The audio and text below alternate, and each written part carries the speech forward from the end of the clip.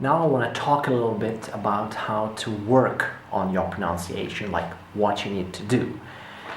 And I want you to think about this work like you think about doing sport or exercising your muscles, because it is all about your muscles.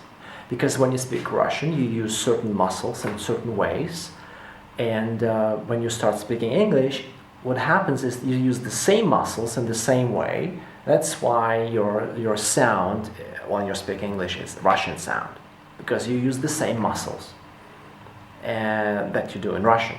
And what you need to do is to start using another type of muscles, because we have so many on our face, and use them in a different way, at different angles, you know. And pronunciation practice should be a physical, sensual experience. So it should be in your body. You need to feel what you're doing. So it's very, very important. It's first thing. Second thing, you need to go outside of your comfort zone and say the things that sound strange, funny, stupid, and not like you. Like, this is the most important goal for you when you're learning to sound different. You need to make certain sounds that are crazy, that are stupid, that are funny. And you need to extend your barriers and your limits of what you understand as normal, as okay. Because what is not okay for our Russian ears is perfectly all right for American or British ears. Like, I've seen it, I've experimented with that, and I saw that when our people made crazy sounds and they thought they were sounding funny, a native speaker at the same time looked like, oh, very pleasant, very good sound, I like it. Like, I mean, I actually saw that on the eye, like in the eyes, on the face of the native speakers. Like, it was pleasing music, but for us it sounded like ah. So please, sound stupid, sound strange, sounds ridiculous, sound weird and funny, but be somebody else. So these are the goals.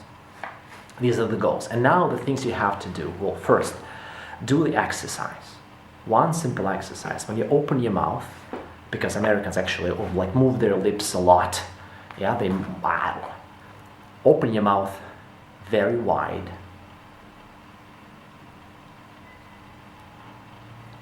Until you feel pain here. Like, you know, you're at the dentist chair.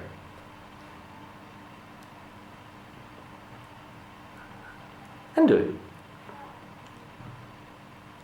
Why it's important? It's because I want you to feel your muscles, and I want you to, to move your lips more when you speak. Because if you practice your English pronunciation, not moving your lips or moving them a little bit like you're used to speaking in Russian, it's not gonna work.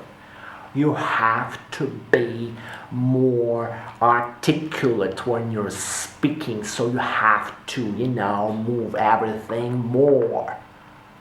And to feel this, take it to the extreme, because it's easier to feel when it's extreme.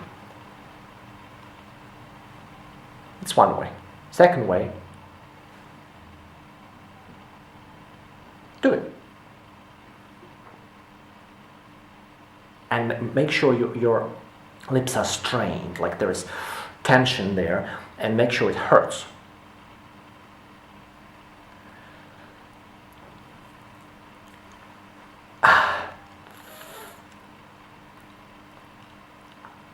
It hurts, actually. It hurts.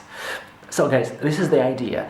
I want you not only to say certain things that I say, but I say that opening your mouth a lot and increasing the amplitude of what you are saying and the way you are saying that. And when you speak, make sure there is energy in what you are saying, and you are sort of pressing the sound that you make. It's gonna be hard work. It's gonna be hard work, but for you to one day relax and speak without any tension and speak naturally and beautifully, for you to have that ease with which you speak. You have to first exaggerate and increase your amplitude of what you're saying and use this tension.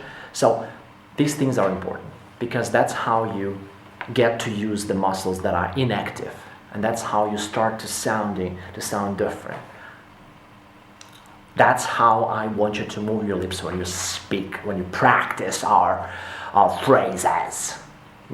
When you practice our phrases, or when you practice our phrases, because otherwise you can't change anything.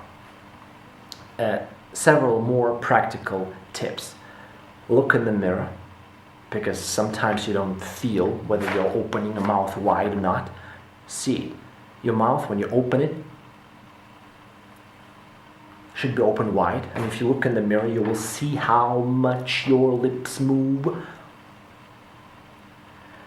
And record yourself. Record yourself, and then compare. Record and compare. I know it's going to be embarrassing, but no special embarrassment. Come on, it's just your sound. You're not there is no public nudity there. Just you'll get used to it. First couple of times it's going to be like, oh my God, I don't want to hear that. I hate that sound of my voice, because you've never heard that, right? But then you'll get used to it, and it's very, very important to see the difference between the sound that you make and the sound that you want to learn to make. And try to imitate the sound and the new sound and get there. So recording yourself and listening to yourself and seeing the difference is important. But the whole process of working with your pronunciation and changing your sound is about imitation. When you step outside your comfort zone and you try to sound like somebody, you move your lips a lot and you use power, and you change. And you repeat it. It takes years.